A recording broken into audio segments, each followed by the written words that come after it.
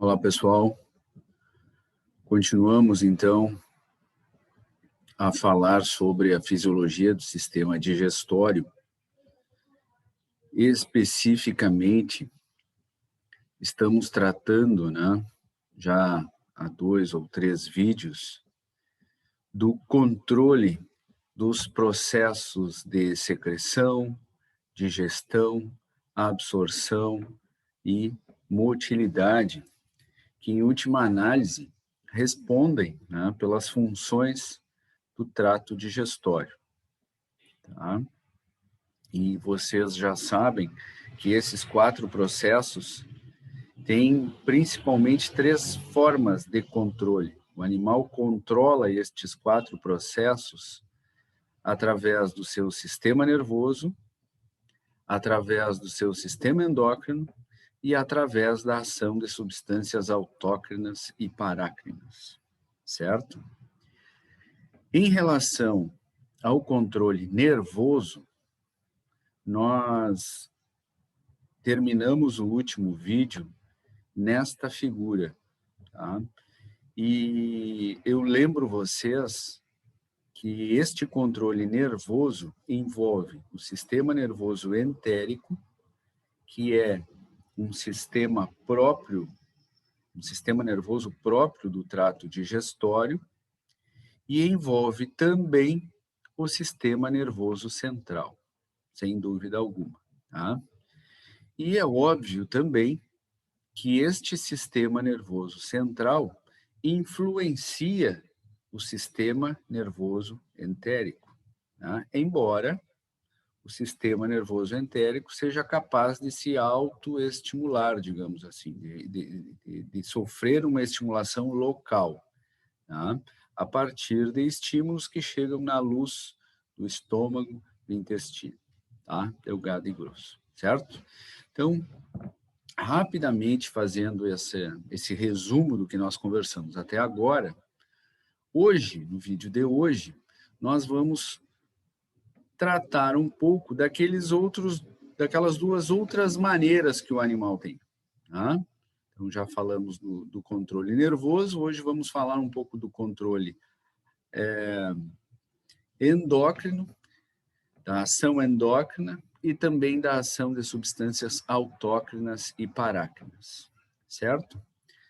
Muito bem. E relacionar, pessoal? Relacionar essas 3 formas, porque elas atuam de maneira paralela, conjunta, mas elas, obviamente, se relacionam entre si, tá? Muito bem. Nesta figura aí, vocês estão vendo representado células do epitélio, tá? Do epitélio gastrointestinal. Vou pegar minha caneta. Estão vendo, então, células do epitélio representadas aí, especificamente 2 células, ele desenhou aí, tá?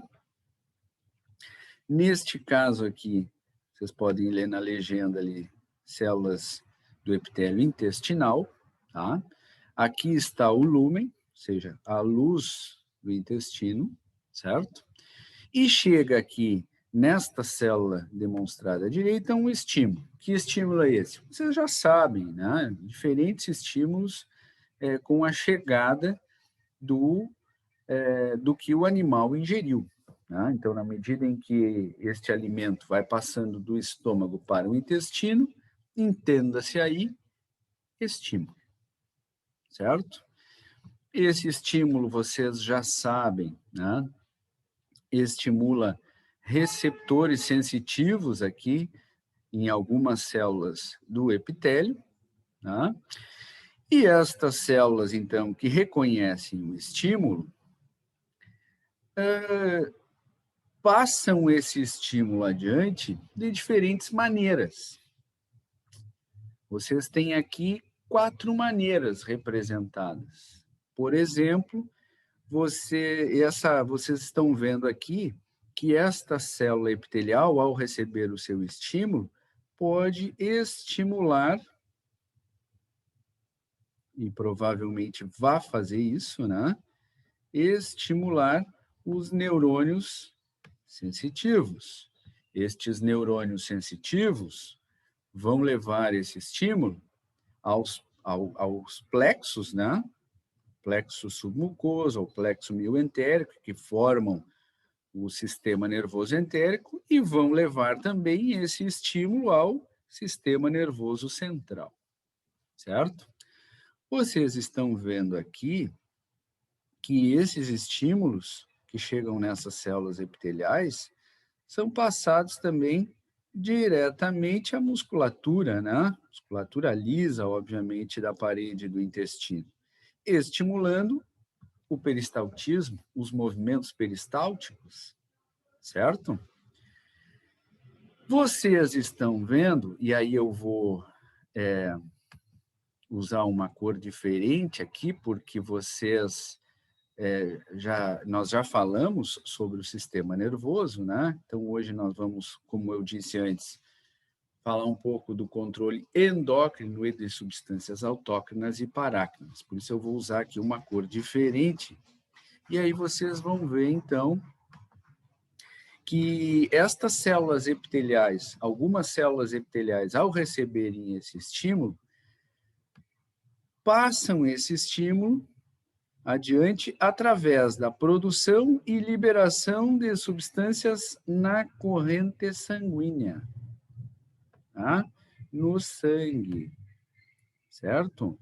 E o que é uma substância produzida por uma célula, liberada na corrente sanguínea e que vai agir em tecidos alvos distantes, como, por exemplo, o pâncreas, o fígado, a vesícula biliar, o cérebro, né, especificamente o hipotálamo, enfim, diferentes tecidos-alvo. O que é uma substância que tem essa característica, né? Produzida por uma célula, liberada no sangue e vai agir sobre uma célula-alvo distante? É um hormônio, né? É um hormônio. Então, o que eu estou querendo dizer para vocês é que muitos estímulos que chegam a estas células epiteliais do trato gastrointestinal estimulam a liberação, né, a produção e a secreção de substâncias com ação hormonal. E estas substâncias vão ao pâncreas, vão ao fígado, vão à vesícula, vão lá no hipotálamo, enfim, participando do controle da digestão, da secreção, da absorção e da motilidade, ou seja, controle endócrino desses processos, tá? Depois tem uma tabelinha ali adiante em que aparecem algumas substâncias com ação hormonal e a função delas, certo? A gente vai voltar a falar disso. O que eu quero, por enquanto, é que vocês enxerguem, né, que algumas células epiteliais do epitélio do trato gastrointestinal, ao serem estimuladas, liberam na corrente sanguínea substâncias, obviamente na corrente sanguínea, né, com ação hormonal.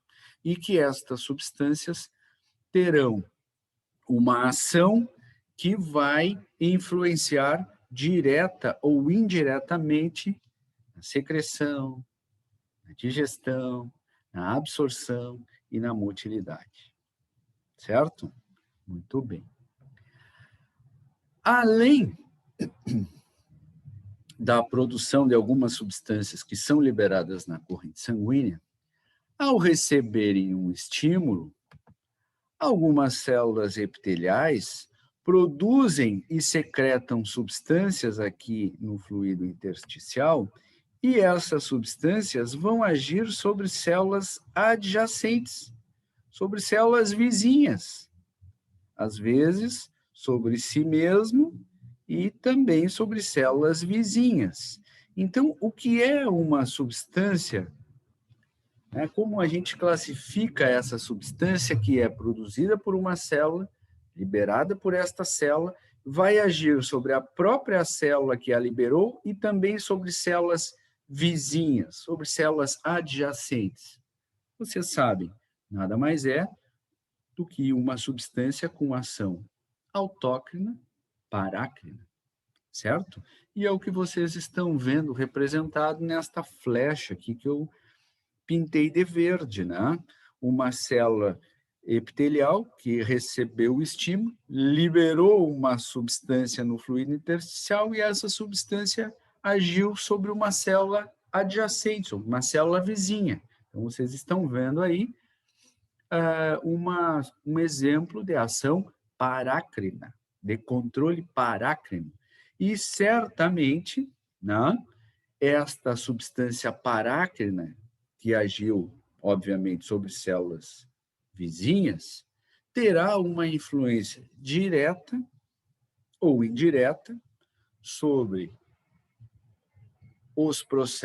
sobre os processos de secreção, digestão, absorção e motilidade, certo? Especificamente no exemplo aqui, ó, ele usou células absortivas, ou seja, células que participam da absorção. Muito provavelmente, esta célula aqui sofrerá algum estímulo que facilitará a absorção de nutrientes, né, que cairão na corrente sanguínea, no caso dos aminoácidos, dos carboidratos, e na circulação linfática, no caso dos lipídios. Tá? Então, mas o que interessa agora é que há uma ação parácrina sobre os mecanismos de secreção, digestão, absorção e motilidade. Tá?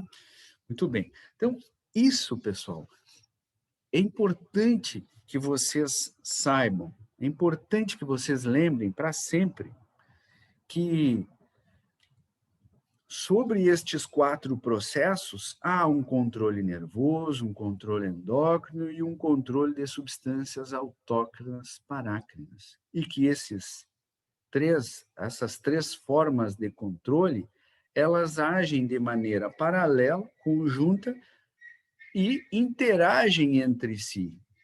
Né? O estímulo nervoso pode estimular um controle endócrino de substâncias, ou seja, há uma inter-relação, há uma relação entre estas 3 maneiras que o animal tem de controlar aqueles 4 processos. Tá? Secreção, digestão, absorção e motilidade. Ou seja, estou bastante repetitivo nesses minutos de vídeo para que vocês solidifiquem bem esta informação. Tá? Muito bem, vamos adiante. Deixa eu apagar aqui.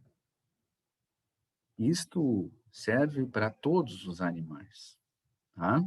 Lembro para vocês que lá no início eu disse, o trato digestório, o sistema digestório, né? O sistema digestório talvez seja, ou provavelmente é, o sistema que tem mais diferenças entre as diferentes espécies de interesse, né, zootécnico, digamos assim. Aí vocês têm o universo das aves, vocês têm o universo dos peixes, vocês têm os mamíferos, né?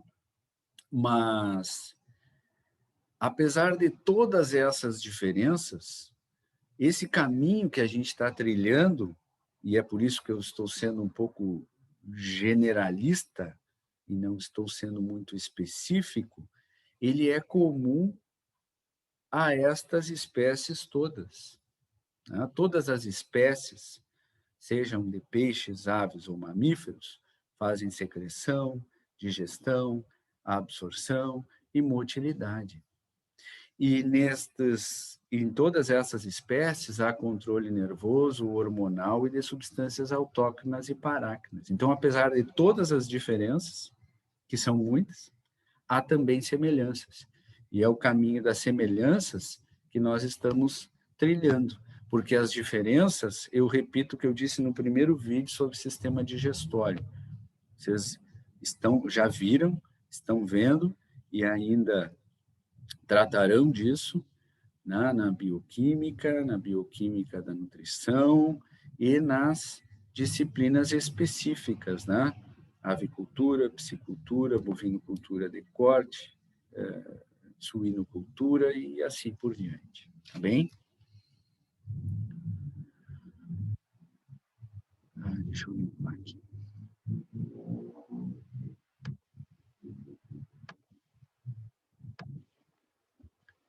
Muito bem. Aqui, ó, certo?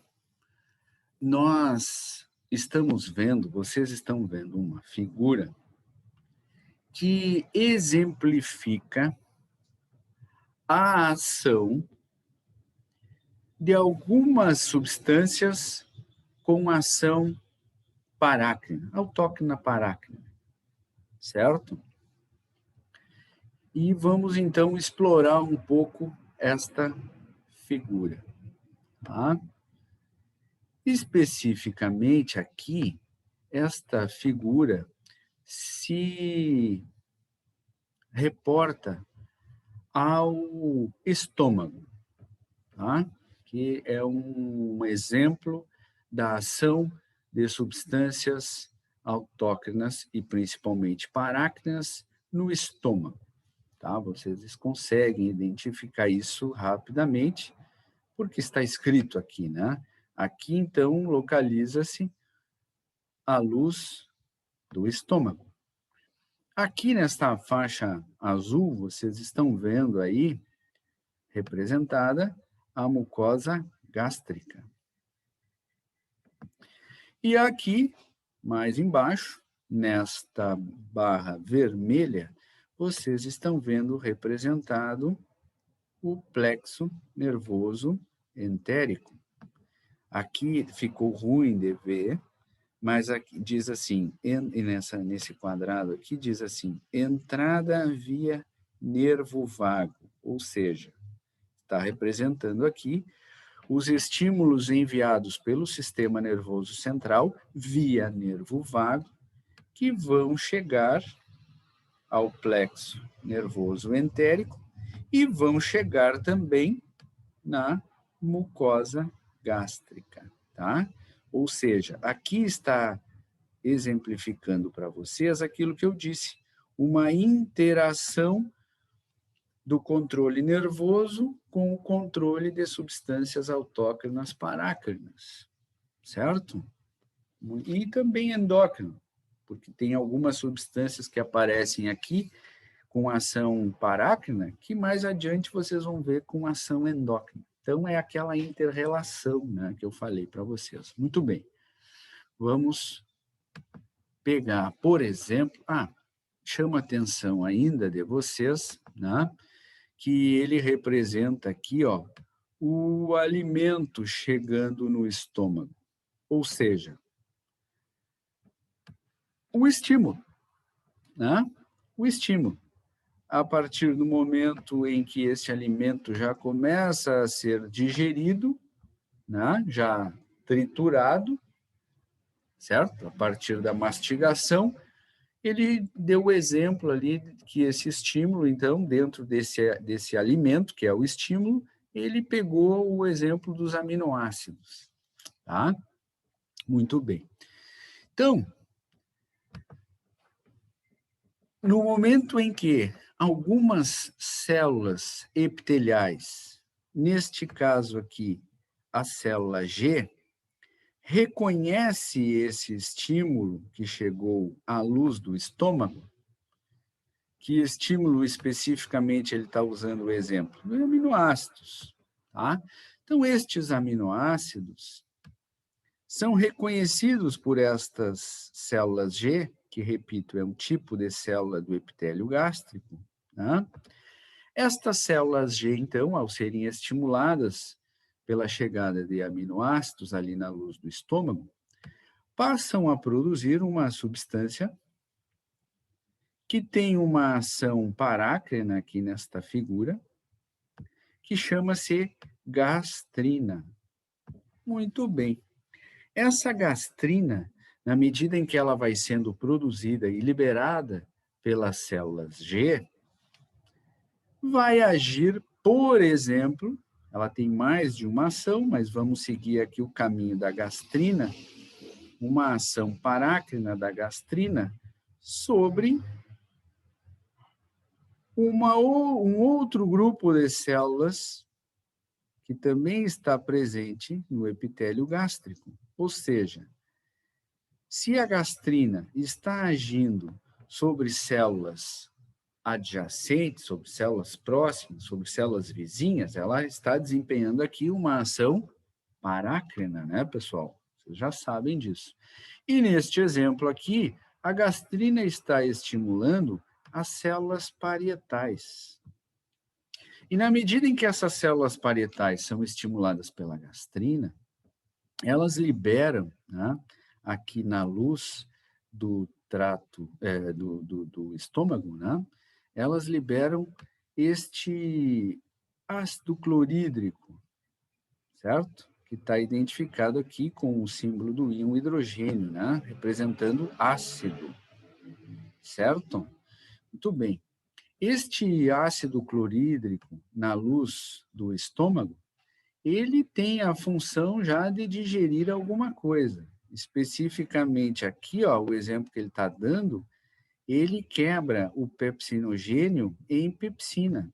Pepsina é uma enzima, né, que vai agir na digestão das proteínas, certo?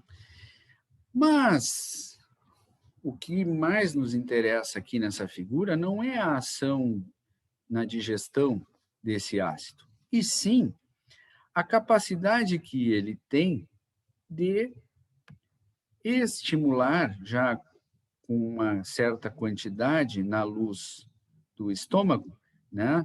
Não é interessante que a produção de ácido aqui e liberação desse ácido na luz gástrica, na luz do estômago, seja indefinida. Não, ela tem que ser controlada, né? Porque daqui a pouco esse pH vai se encontrar extremamente ácido. E o pH gástrico, você sabe, tem uma tendência à acidez. Mas ele também não pode ser indefinidamente ácido, porque isso poderia levar a lesões na mucosa, muito embora haja proteção do muco, né, sobre esta mucosa gástrica.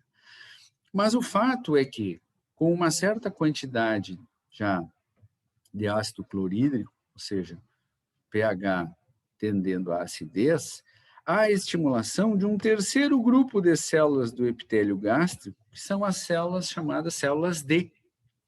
Essas células D, por sua vez, ao serem estimuladas pela presença de ácido ali na luz do estômago, passa a produzir uma substância que é a somatostatina. A somatostatina não é produzida apenas no estômago, obviamente, né? Já ouvimos falar em somatostatina quando falamos no hormônio do crescimento, no controle do hormônio do crescimento, lá no sistema endócrino, né? Só vocês retornarem lá, tá? Darem uma olhada. Nós também ouvimos falar nela quando falamos no pâncreas, certo? Mas aqui ela aparece, então, de novo, com uma ação parácrina. E o que esta somatostatina vai fazer aqui na mucosa gástrica com a ação parácrina? Ela vai inibir a ação, a função das células G, ou seja, ela vai diminuir a produção de gastrina, ao mesmo tempo em que ela vai inibir a produção e a secreção de ácido pelas células parietais, ou seja, há uma necessidade de controle na produção e liberação de ácido. Quem vai fazer isso é a somatostatina, inibindo a gastrina e inibindo diretamente a ação das células parietais, ou seja, indiretamente através da diminuição da gastrina e diretamente inibindo a ação das células parietais, essa somatostatina diminui um pouco a produção e a liberação de ácido na luz do estômago, certo? Ou seja, a somatostatina produzida na célula D, agindo sobre as células G e sobre as células parietais, ela está desempenhando aqui uma função parácrina, certo? E se ela inibe a produção e liberação de ácido, ela está influenciando diretamente e indiretamente na secreção, certo? Na secreção específica aqui de ácido clorídrico. Se ela está influenciando a digestão, consequentemente, ela está influenciando a digestão. Se ela está influenciando a digestão, ela está influenciando a absorção, certo? Muito bem. Então, aqui é um exemplo de ação de substâncias parácrinas influenciando diretamente a secreção, e, consequentemente, a digestão e a absorção, certo, pessoal? E assim como a gastrina, a somatostatina, existem também outras substâncias com ação parácrina, tanto no estômago quanto no intestino, delgado e grosso, certo? Eu só peguei um exemplo aqui, que é um exemplo no estômago, e que neste exemplo aparece ali a gastrina, a somatostatina, a histamina, enfim, 3 ou 4 substâncias com ação parácrina, mas existem outras, repito. E vocês encontram facilmente isso pesquisando em livros, até mesmo na internet, vocês vão encontrar outras substâncias com ação parácrina aí no trato gastrointestinal. Eu só trouxe essa figura, repito, porque ela é uma figura boa e ela mostra essa ação de algumas substâncias. Tá? Então, não esqueçam, existe controle autócrino parácrino na função do trato gastrointestinal. E este é um exemplo disso. Tá? Vamos adiante. Agora, eu vou mostrar um exemplo, aliás, uma figura, que traz exemplos de substâncias com ação hormonal. Tá? Ação hormonal no trato gastrointestinal. E, casualmente, a primeira que aparece aqui é a gastrina. Pô, mas a gastrina não tem ação parácrina? Tem, mas tem também ação hormonal, porque se ela cair na corrente sanguínea, ela vai agir, né, sobre o intestino, por exemplo. Tá? Então, ela tem também uma ação hormonal. E essa eu não vou ficar repetindo, porque vocês podem ler, né? O que eu quero é chamar a atenção para vocês dessa lista aqui de substâncias com ação hormonal. Tá? Então, aqui aparece aí, deixa eu ver, 3, 6, 8 exemplos de substâncias secretadas, produzidas e secretadas, né? Sintetizadas e secretadas, ou produzidas e liberadas, no epitélio gastrointestinal e que tem ação hormonal.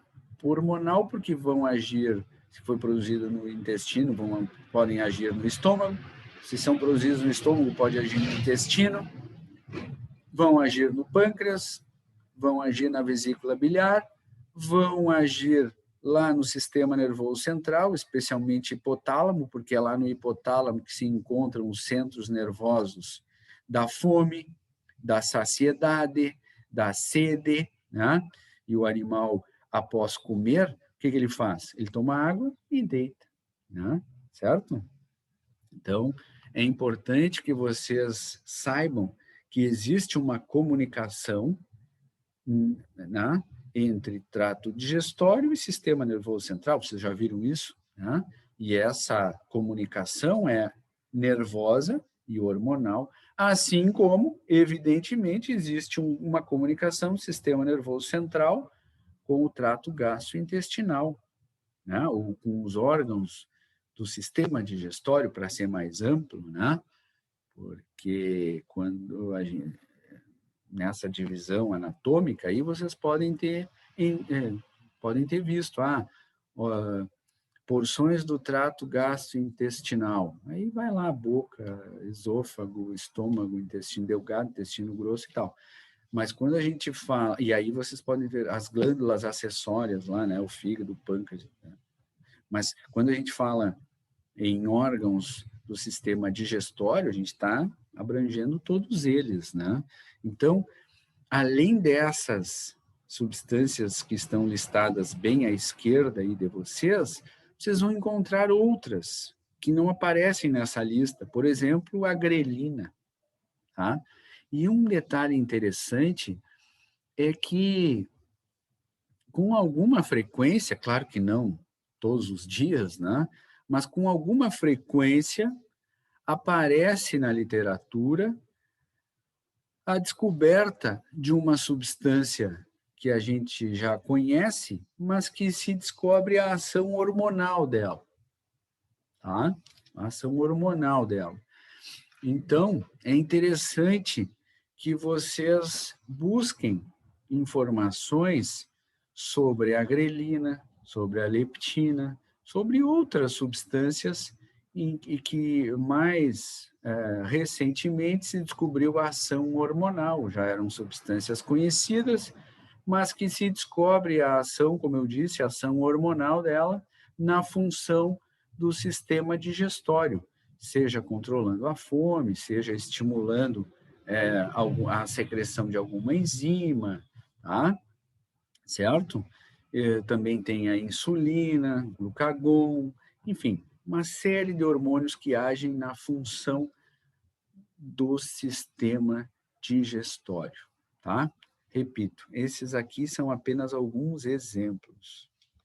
Muito bem, pessoal, nós chegamos ao nosso tempo programado, tá? E a mensagem do vídeo de hoje é: lembrem sobre, vou repetir mais uma vez, pela enésima vez aqui, sobre controlando, digamos assim, a secreção, a digestão, a absorção e a motilidade, existe o sistema nervoso, endócrino e a ação de substâncias autócrinas e parácrinas, certo?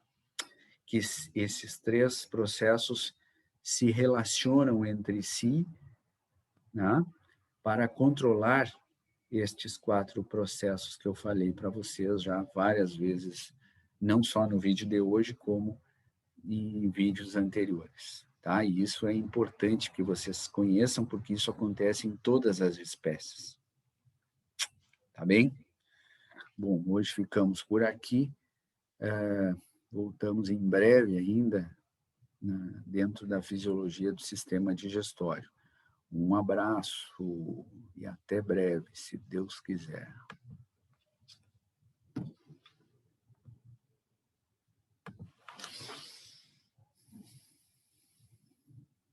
Deixa eu fechar aqui.